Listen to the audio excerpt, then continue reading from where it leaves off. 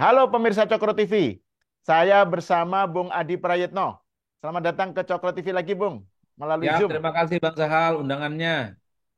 Ini saya mau bicarakan tentang Anies Baswedan dan Pilgub Jakarta nih, karena kan saya kira banyak yang perlu dibahas lah, dan saya kira Adi Prayitno ini sosok yang tepat lah untuk membahasnya.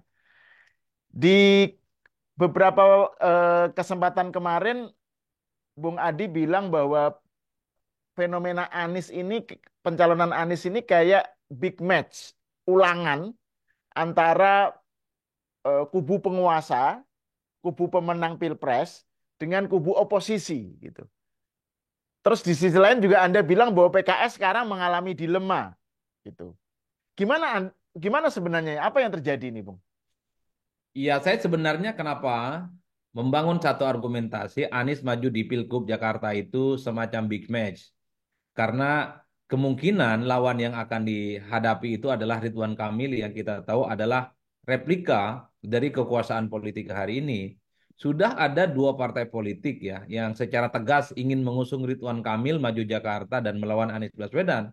Pertama tentu Golkar, kemudian yang kedua adalah Gerindra, bahkan belakangan PAN menyatakan ketertarikan dan keterseriusannya untuk mengusung Ridwan Kamil maju di Jakarta. Ini kan tiga variabel yang kemudian bisa menjelaskan bahwa orang yang dinilai punya potensi untuk melawan Anies Baswedan di Jakarta adalah judulnya Ridwan Kamil. Jadi inilah yang saya sebut dengan big match. Kenapa big match? Karena apapun judulnya, Anies ini kan selama ini dianggap sebagai sosok yang berada di luar kekuasaan, berbeda secara diametral dengan Prabowo dan Gibran, dan berjarak dengan Pak Jokowi. Jadi wajar kalau kemudian di Jakarta, belakangan ini yang paling ramai dibicarakan itu adalah Anies versus Ridwan Kamil. Kalau ini yang terjadi, maka ini akan terjadi tanding ulang antara representasi politik kekuasaan, penguasa saat ini melalui Ridwan Kamil, dengan representasi politik yang kita kenal dengan sebutan Anies Baswedan. Kan itu Bang yang terjadi. Cuman memang dalam perkembangannya ini tidak semudah yang kita bayangkan. Ternyata misalnya partai-partai politik yang kalah dalam Pilpres di 2024 sangat mungkin ini masih melebur dalam KIM dan bisa menjadi bagian dari koalisinya Ridwan Kamil. Misalnya ketika PKS itu ditawari untuk jadi wakilnya Ridwan Kamil. Ini tentu tawaran yang cukup menggiurkan. Karena apapun judulnya, kalau PKS bertahan dengan Anies Baswedan, nggak ada jaminan bisa menjadi wakilnya Anies Baswedan. Itu penting untuk dihitung oleh PKS. Dalam Pilgub Jakarta 2017 yang lalu, PKS itu mestinya jadi wakil Anies Baswedan setelah Sandiaga Uno mengundurkan diri dan memilih maju dalam Pilpres 2019 saat itu. Jatah itu buat PKS mestinya. Tapi itu Hmm. tidak dimanfaatkan dan cenderung Anies tidak pernah berbuat sesuatu yang serius, tidak pernah berbuat banyak supaya itu miliknya PKS. Pada akhirnya wakil gubernur dimiliki oleh Gerindra. Jadilah Riza Patria wakil Anies Baswedan.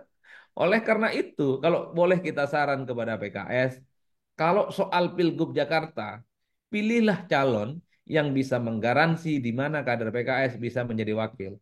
Kalau memang tawaran dari Kim kepada PKS itu adalah menjadi wakilnya Ridwan Kamil, kalau itu disetujui hitam di atas putih, saya kira jauh lebih rasional, jauh lebih masuk akal jika PKS mengambil kesempatan itu berkongsi dengan Kim menjadi wakilnya Ridwan Kamil menantang Anies Baswedan. Karena sekalipun PKS ini tetap bertahan dengan Anies Baswedan, selain tidak mendapatkan keuntungan apapun, juga harus berdesak-desakan dengan kemungkinan PDIP akan mengusulkan kader mereka yang tertarik menjadikan Anies sebagai calon dalam Pilgub. Ini tidak mudah sebenarnya bagi PKS. Oleh karena itu, PKS ini tentu politiknya harus mulai taktikal, tidak lagi hitam putih. Carilah tempat yang relatif menguntungkan bagi mereka, kader mereka bisa maju, kemungkinan menangnya ada, maka disitulah kemudian mestinya PKS menentukan sikap politiknya. Ketika ada tawaran kader PKS jadi wakilnya Ridwan Kamil, mestinya PKS gerak cepat, nggak perlu berkontemplasi, tak perlu lagi istighoroh, pilih. Itu kesempatan.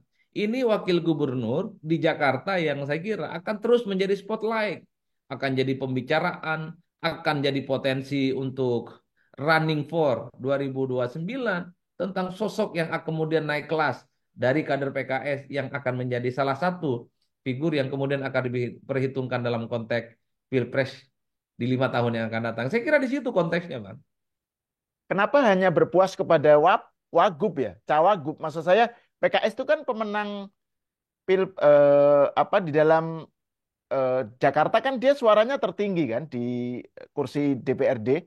Kemudian punya network yang kuat ya dan militansi yang juga kuat gitu. Kenapa tidak mencalonkan kadernya sendiri sebagai gubernur?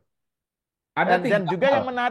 yang menarik kan Bung Adi pernah bilang bahwa Anies ini identik dengan PKS gitu. Tetapi dalam dua kali kesempatan setidaknya PKS selalu ketinggalan kereta ya, selalu kayak menari di atas gendang orang lain. Kemarin waktu Pilpres keduluan Nasdem, kan Nasdem tiba-tiba nyalonin Anies, PKS tergopoh-gopoh kemudian ya ikut gitu.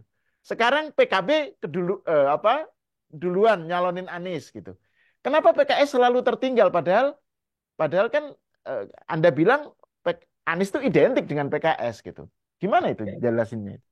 Ya kita juga tidak pernah paham bagaimana strategi dan alur pikir model komunikasi politik PKS ya.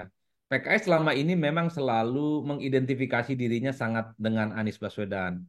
Dan bahkan ketika suara mereka naik signifikan 2019, 2024 itu dikaitkan dengan sikap politik mereka yang selalu ikut dengan Anies Baswedan. Dan bahkan ketika suara mereka paling kuat di Jakarta di 2024 ini itu tidak Hmm. terlepas dari identifikasi Anies dengan Anies Baswedan. Tapi ini kan tidak berlangsung lama mestinya oleh PKS. Kenapa begitu? Jadi PKS harus mulai melihat Anies Baswedan ini seorang politisi. Dulu Hmm. dekat identik dengan PKS. Iya kan? 2024 identik dengan Nasdem. Faedahnya juga didapatkan oleh Nasdem. Di dapil-dapil yang selama ini Nasdem tak ada calon anggota dewan atau dewan terpilihnya juga mulai muncul. Di Banten salah satunya. Kemudian di 2024 dalam konteks Pilgub, kemudian ya harus diakui. Anies itu mulai diasosiasikan dengan PKB, tak lagi dengan PKS. Artinya apa? Yang ingin mendapatkan faedah Anies Baswedan itu bukan lagi hanya PKS. Jadi dalam konteks inilah mestinya PKS harus mulai berpikir, harus keluar dari bayang-bayang mendapatkan keuntungan secara elektoral dari Anies Baswedan. Untuk konteks Pilgub ini saya kira nggak ada lain bagi PKS harus mampu memajukan kader mereka untuk bisa bertanding. Minimal jadi wakil. Kenapa wakil, Bang? Saya kira penjelasannya tiga hal. Pertama, dari segi popularitas dan elektabilitas, kader-kader PKS yang dimunculkan kepada publik itu tidak sekuat Anies Baswedan, tidak sekuat Ridwan Kamil, dan tidak sekuat nama-nama lain. Jadi wajar kalau kemudian PKS ini seakan-akan portofolio portofolio politiknya untuk Jakarta hanya sebatas calon wakil gubernur. Itu prinsipnya. Yang kedua, PKS ini tidak bisa maju sendiri tanpa berkoalisi dengan partai yang lain. Sekalipun pemenang pileg, tapi suaranya belum genap sebagai syarat partai politik tunggal untuk mengajukan calon gubernur dan wakil gubernur sendiri. Kalau mau ditambahkan variabel logistik. Jadi Hmm. PKS ini kan dinilai tidak terlampau punya logistik untuk memanaskan mesin-mesin politik di tengah persaingan yang saya kira membutuhkan logistik yang cukup berlimpah, salah satunya di Jakarta. Jadi tiga hal ini yang sepertinya membuat kenapa kader-kader PKS ketika disampaikan kepada publik tidak langsung mendapatkan sambutan dari partai-partai lain.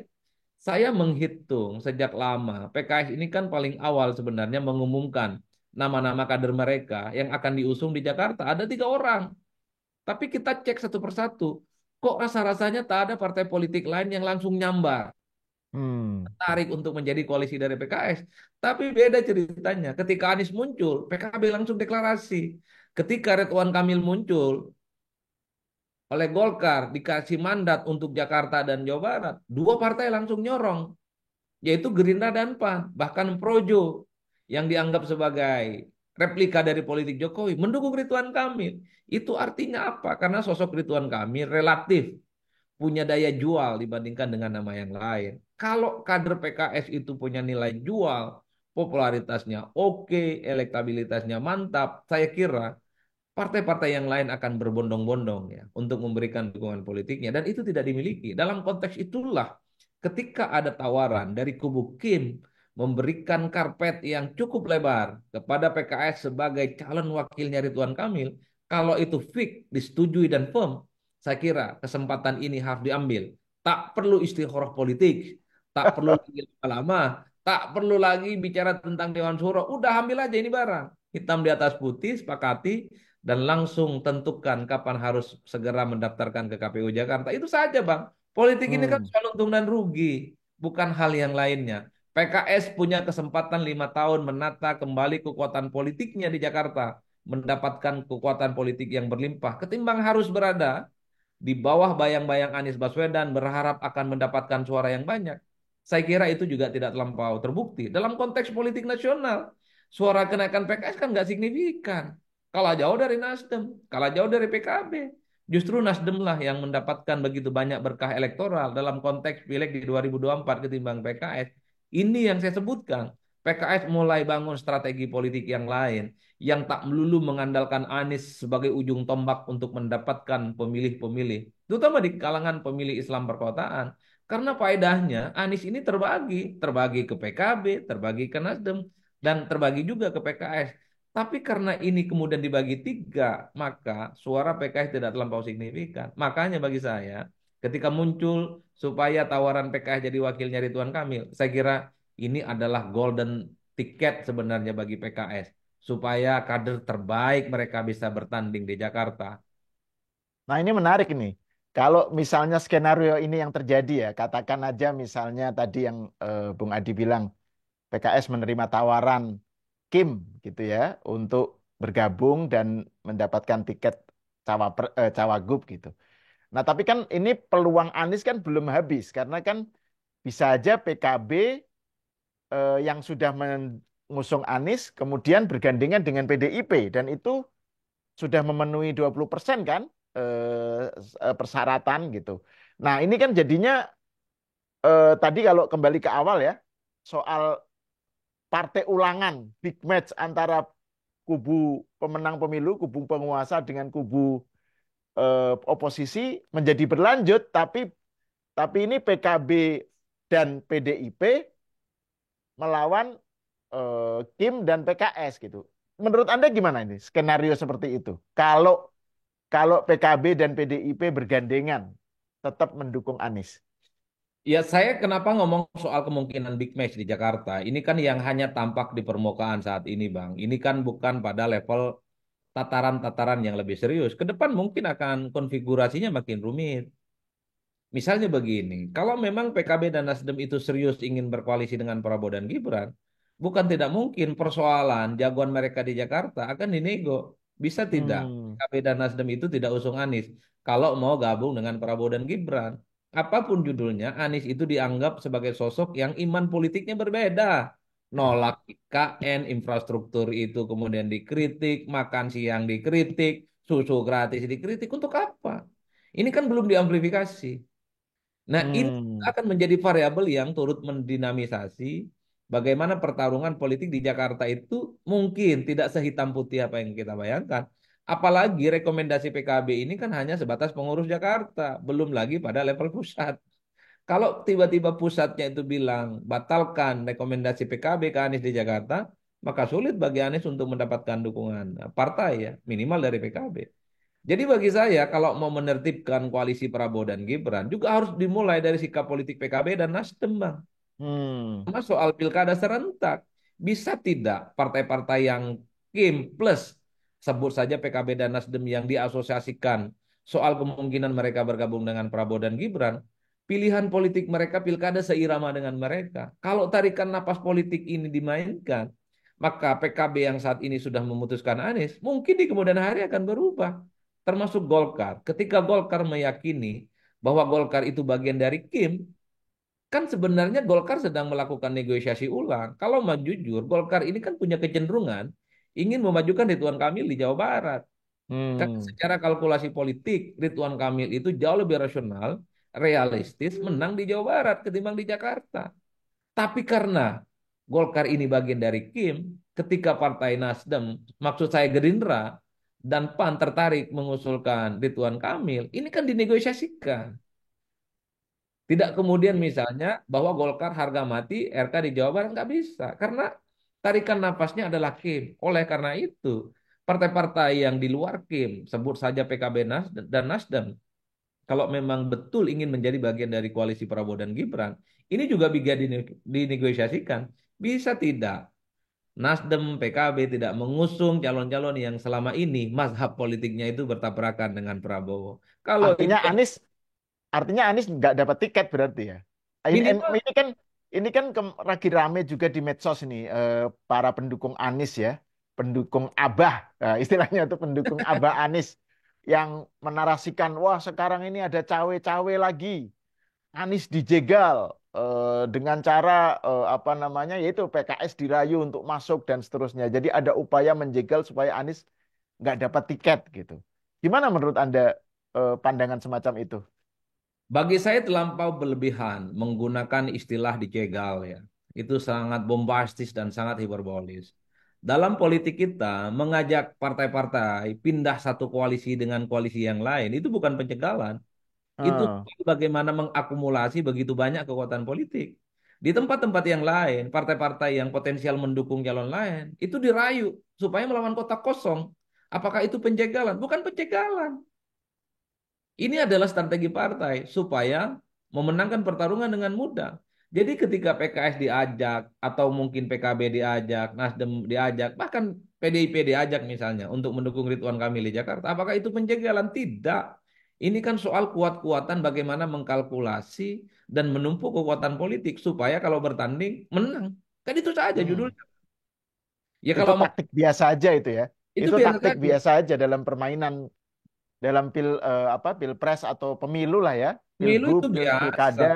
Fenomena fenomena kota kosong di berbagai tempat itu kan adalah strategi supaya jadi gubernur, bupati, dan wali kota dengan cara mudah. Nggak perlu ada kampanye yang dilakukan Hmm, hmm, kosong. hmm. Nah, kalau bisa sebisa mungkin di Jakarta ada calon tunggal, kenapa tidak bisa dilakukan? Apakah itu penjagalan? Tidak juga. Karena pada saat yang bersamaan PKB, kubunya Anies, ini tertarik kok sama Kaisang. Gimana ceritanya mau ada penjagalan? Ada penjagalan, tapi ingin merayu anak presiden jadi wakilnya. Ini ceritanya menang mudah, Bang. Jadi ketika PKB mengusulkan Anies berkoalisi dengan Kaisang jadi wakilnya, ini kan ceritanya PKB ingin menang mudah. Anies punya Hmm. elektabilitas kuat, wakilnya anak presiden yang kemungkinan akan diusung oleh Kim, maka ini akan mempertemukan dua kutub besar. Kalau dua kutub besar ini kemudian bisa bersatu dalam Pilgub Jakarta, ya sudah selesai. Kelihatan siapa pemenangnya. Lalu kemudian apakah Golkar akan mengatakan bahwa Ridwan Kamil dicegal? Enggak juga. Ataukah misalnya PKB dan PKS teriak-teriak kader dan calon mereka dijegal? Enggak juga. Ini kan soal bagaimana meyakinkan orang lain dan partai supaya mau berkoalisi dengan mereka. Kalau at the end of the day-nya misalnya PKS masuk angin, gabung dengan Kim, PKB juga masuk angin, Nasdem juga masuk angin. Apakah bukan penjagalan? Tidak. Partai-partai itulah yang secara sukarela pindah ke lain hati, tentu dengan kalkulasi politik yang terukur. Kalau memang PKS ditawari jadi wakilnya Ridwan Kamil, apakah itu mau mencegal?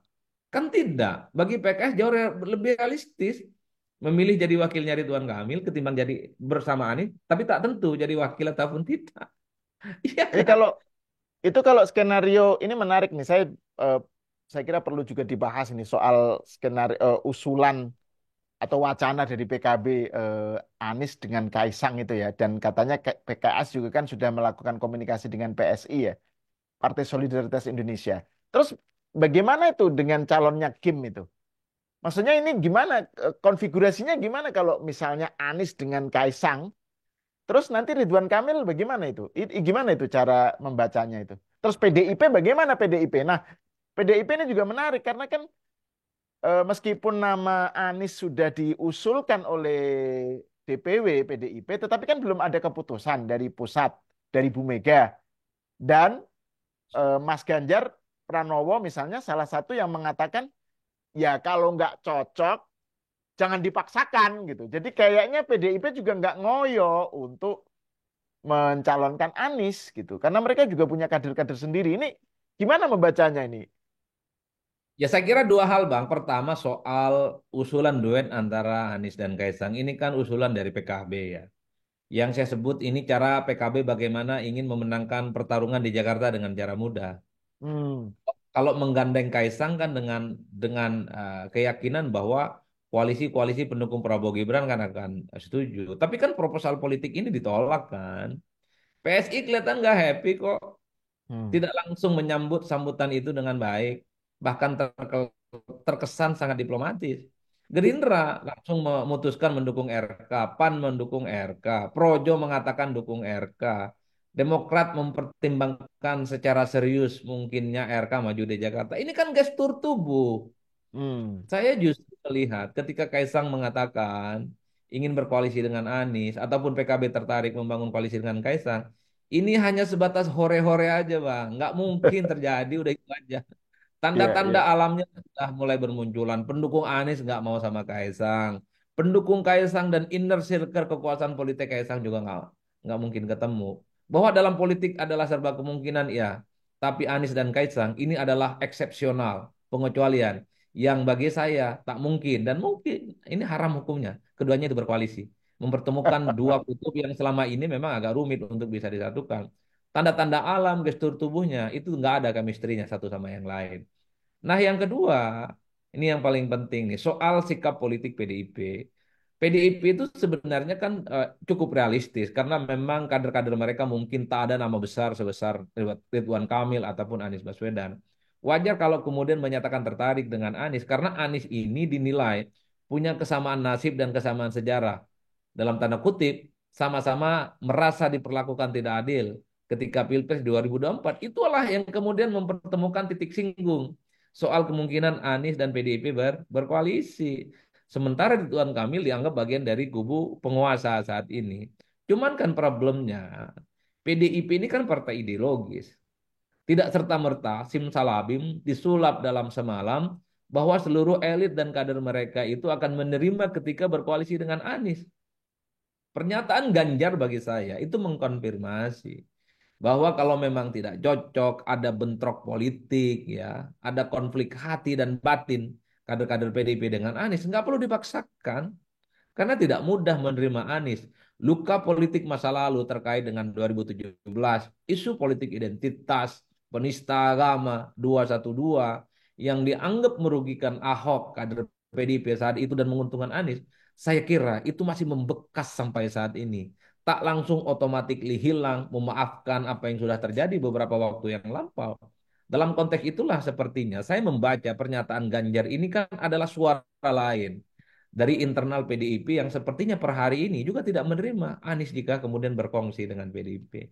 Rumit sebenarnya ini Bang, ini baru sebatas permukaan. Semuanya belum ada yang pasti. Tapi kenapa tiba-tiba belakangan ini muncul nama Anies dan Ridwan Kamil? Karena dua orang ini merupakan dua sosok yang paling tinggi elektabilitasnya di Jakarta. Anies paling tertinggi, tapi satu-satunya sosok yang dinilai bisa berkompetisi, bersaing, dan mengejar elektabilitas Anies itu adalah Ridwan Kamil. Inilah yang Hmm. kemudian kenapa bisa menjelaskan Ridwan Kamil, sekalipun mantan gubernur Jawa Barat, duduk manis di Jawa Barat relatif lebih mudah untuk menang dalam pilgub dikaitkan dengan Jakarta. Karena satu-satunya sosok yang bisa dinilai bisa mengalahkan Anies itu adalah Ridwan Kamil. Jadi di situ konteksnya. Kalau dari PDIP sendiri, kenapa tidak ada wacana atau saya nggak, mungkin saya nggak dengar kali ya. Ada nggak sih wacana untuk kembali mengusung Ahok? Karena kan Ahok juga dekat dengan Bu Mega ya. Apakah itu dianggap sebagai sesuatu yang akan membuka kotak Pandora politik identitas atau Ahok akan diplot di Sumatera Utara seperti yang diberitakan? Gimana soal kans Ahok di Jakarta, Bung Adi? Ya, saya kira memang PDIP di Jakarta itu sedang dilematis dan cenderung sedang melakukan beauty contest ya. Ada sejumlah nama yang dimunculkan, ada Ahok, ada Risma, ada Andika Perkasa, iya kan? Dan bahkan Menteri apa namanya Menpan RB Azwar Anas juga dimunculkan. Ini kan sebagai salah satu bentuk sebenarnya bagaimana PKB apa namanya PDIP itu menyorongkan kader-kadernya ini di Jakarta, ada tidak kader dari empat orang ini kemudian mendapatkan respon yang cukup positif. Tapi nyatanya tidak ada. Di antara empat nama itu harus diakui, nama Ahok paling mentereng dibandingkan dengan yang lain. Popularitas Ahok itu menjulang, Bang. Mentok sudah. Tapi memang pada level akseptabilitas dan pada level akses elektabilitas memang tidak sekuat Anies dan Ridwan Kamil. Mungkin publik menilai bahwa Ahok itu tidak punya intensi untuk maju kembali di Jakarta ya. Karena persoalan hukumnya itu kan belum selesai sampai saat ini. Oleh karena Hmm. itu, dalam konteks itulah sepertinya memang PDIP untuk Pilgub Jakarta kehilangan momentum politik. Tidak punya kader yang kemudian secara head to head meyakinkan bisa menyaingi Anies ataupun Ridwan Kamil. Wajar kalau kemudian isu terkait dengan PDIP kerjasama dengan Anies ini dengan sangat terkait dengan karena tidak ada kader yang menurut kader-kader PDIP mungkin tidak kompetitif, tidak apple to apple jika dibanding-bandingkan dengan Anies dan Ridwan Kamil. Wajar kalau kemudian di Pilgub Jakarta PDIP itu seakan-akan diproyeksikan hanya mengincar posisi calon wakil gubernur. Itu per hari Hmm. ini. Tapi kita tidak pernah tahu kalau memang manuver politik Anies misalnya ekstrim, Ridwan Kamil ekstrim, maju dengan dua kutub masing-masing tanpa melibatkan PKS dan PDIP, bukan tidak mungkin. PDIP dan PKS akan membentuk poros politik sendiri. Toh kedua partai ini adalah dua partai yang sangat ideologis dan selalu mendahulukan kader mereka untuk maju dalam pilkada, maka sekalipun misalnya dalam basis-basis elektabilitas kader PDIP dan PKS itu tidak terlampau mentereng, tapi karena keinginan bahwa mereka yakin mesin dan struktur mereka kuat di Jakarta, mereka akan berkongsi. Hmm. PDIP itu runner up di Jakarta, Bang, di bawah PKS. Mereka bisa bertemu kalau memang tak ada desain yang kemudian memungkinkan kader mereka bisa maju. Oleh karena itu, ini hanya sebatas permukaan. Everything can happen di kemudian hari. Termasuk soal kalau memang PKS ini tak jadi wakilnya Anies misalnya, bukan tak mungkin ke Ridwan Kamil. Kalau PDIP juga tidak dapat wakil Anies misalnya, bukan tidak mungkin. PDIP mencoba untuk mencari kongsi lain di luar Anies, di luar Ridwan Kamil. Karena rasa-rasanya kalau Ridwan Kamil maju, wakilnya Kaisang, sulit bagi PDIP akan berkongsi dengan Kim. Karena ada faktor Pak Hmm. Jokowi. Kita tahulah, Jokowi dan PDIP rasa-rasanya sampai kiamat sulit untuk bisa disatukan satu sama lain. Sampai kiamat. Nah, ini nih pertanyaan terakhir nih, Bung Adi. Kemarin Anda mengatakan bahwa beberapa waktu lalu lah, Anda mengatakan bahwa Anies maju ke Pilgub DKI, Nyagup ya, itu seperti mendowngrade dirinya sendiri gitu loh. Karena kan tadi levelnya sudah nasional, tiba-tiba dia kok Nyagup lagi gitu. Udah gitu kan ini juga sejalan dengan kayaknya Sekjen PKS ya pernah menyatakan hal yang sama kan. Anies kan levelnya nasional, kenapa dia Nyagup lagi? Tapi di sisi lain kan untuk kepentingan 2029 kan eh, Jakarta itu kan strategis gitu. Kalau Anies kan harus eksis terus kan, harus ada di spotlight terus gitu. Gimana Anda membaca itu soal fenomena Anies ini? Apakah tipe yang memang dia pengen betul-betul apa namanya mengejar 2029 dan Jakarta ini hanya sasaran antara atau bagaimana menurut Anda? Ya, bagi saya sederhana. Anies ini adalah politisi ya. Anies membayangkan betul salah satu untuk terus merawat stamina politiknya adalah panggung politik. Kalau Anies di 5 tahun yang akan datang tak punya panggung politik, maka Anies akan ditelan oleh zaman. Anies tak lagi dibicarakan tentang sebagai sosok yang dinilai potensial untuk dikaitkan dengan Pilpres di 2029, Pak. Jadi tak mengherankan kalau kemudian panggung Pilgub Jakarta coba untuk dimaksimalkan oleh Anies untuk tampil dan menghidupkan kembali kartu politiknya. Kalau Anies menang di Pilgub, maka secara tidak langsung, automatically, Anies pasti akan dikaitkan dengan kemungkinannya maju kembali di Pilpres. Itu yang dipilih oleh Anies. Yang kedua, banyak orang yang Kalau gagal. kalau kalah, Ya kalau kalah ya wassalam, Pak. Udah kalah. Kan ini perjudian yang sebenarnya nggak mudah sebenarnya, Bang. hmm, Perjudian yang tidak mudah. Kenapa tidak mudah? Oke bahwa per hari ini elektabilitas Anies itu paling menjulang. Ya, itu nggak ada bantahan. Tapi kalau yang dimajukan Ridwan Kamil misalnya, wakilnya adalah Kaisang Pangarap, diusung oleh partai-partai Kim, disupport oleh mesin politik yang cukup luar biasa, ini menjadi ancaman serius bagi Anies. Karena pada saat yang bersamaan, momentum politik 2017 yang dinilai menjadi kelemahan, menjadi keuntungan Anies itu tidak ada lagi, Bang. Mobilisasi 212 nggak ada. Lawan yang dianggap menista agama nggak ada. Iya kan, isu politik identitas juga nggak ada. Kan Anies diuntungkan oleh tiga variabel itu. hmm, Ketika hmm, isu-isu yang berbasiskan politik identitas itu nggak lagi ada, yang dilawan adalah Ridwan Kamil, gubernur yang juga mantap, pengalaman luar negerinya juga bagus, diusung oleh mesin politik yang mantap. Bukan tidak mungkin bahwa Ridwan Kamil ini akan melanjutkan mitos bahwa petahana di Jakarta itu mudah dikalahkan. Foke petahana maju kalah, Ahok petahana kalah, Anies maju. Ah, ini kita tinggal tunggu. Apakah mitos ini akan terus berlanjut untuk yang ketiga kalinya? Itu yang sepertinya membuat Gerindra PAN yakin kalau RK maju di Jakarta itu bisa mengalahkan Anies Baswedan. Kan itu yang bisa Hmm. dijelaskan, Bang. Nah, kalau soal Anies itu downgrade, turun kelas, saya sebenarnya hanya mengamplifikasi, menyimpulkan dari sikap politik para pendukung Anies saat ini. PKS mengatakan Anies itu levelnya nasional. Saatnya Anies itu mendukung kader-kader PKS yang maju di Jakarta. Itu pernyataan PKS loh, fix dan firm. Jauh-jauh hari juga Refli Harun ngomong. Dia nggak happy dan nggak rela. Kalau Anies itu kembali ke Jakarta dan itu secara tidak langsung menurunkan kasta politiknya sendiri. Itu Refli Harun kampanye di mana-mana.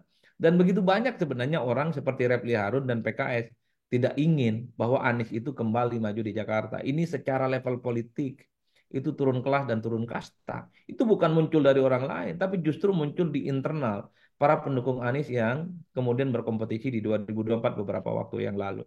Oleh karena itu, ketika Anies memutuskan siap maju di 2024 dalam pilkada serentak di Jakarta salah satunya, ini adalah perjudian yang sangat luar biasa. Kalau Anies menang, mungkin kartu politiknya akan hidup kembali, dikaitkan dengan Pilpres di 5 tahun yang akan datang. Tapi ingat, kalau Anies kalah, ini ibarat orang yang jatuh sudah tertimpa tangga pula. Kalau Pilpres, maju gubernur kalah. Ini ibarat orang, yaitu tadi Bang sudah jatuh tertimpa tangga pula. Itu yang sepertinya sedang akan kita lihat di 2024. Semuanya serba mungkin. Tapi ini perjudian bukan judi online tapi ini ya. Ini judi. Jadi Jadi ini politik. perjudian judi Bilkup. Iya, jadi pilgub pertaruhan politik yang menurut saya agak sedikit mengerikan. Ini perjudian politik di tubir jurang. Nah, Itu wah, mantap itu. Itu judul yang bagus itu. Oke, Bung Adi Prayitno, terima kasih atas diskusinya. Pemirsa, sampai di sini dulu. Kita berjumpa lagi di kesempatan berikutnya.